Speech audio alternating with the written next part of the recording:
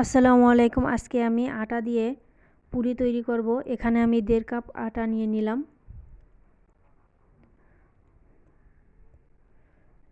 আর নিয়ে নিব half table চামচ লবণ আর 2 টেবিল চামচের মতো সয়াবিন তেল দিয়ে ভালো করে মিক্স করে নিতে হবে, যেন হাত দিয়ে চাপ দিলে দলা পেকে যায় ওই পর্যন্ত। দেখে আপনারা বুঝতে পারতেছেন কীরকম রাখতে হবে। এরপর আমি অল্প অল্প পানি দিয়ে ডো বানিয়ে নিয়েছি। এরপর রেস্টে রেখে দিয়েছিলাম আধা ঘন্টার মতো।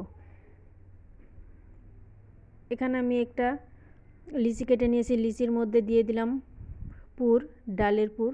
এরপর আমি হাত দিয়েই কিভাবে চেপে চেপে বানালাম দেখতেই পাচ্ছেন, দেখে বুঝতে পারছেন কিভাবে বানাতে হবে। এরপর আমি আরেকভাবে বানাচ্ছি। এখানে 2টা রুটি বেলে নিয়েছি, একটা রুটির উপর ডালের পুর দিয়ে আরেকটা রুটি দিয়ে ঢেকে কুকি কাটার দিয়ে কেটে নিলাম। এরপর দেখুন ভেজে নিলাম, কত সুন্দর হয়েছে মাশাআল্লাহ।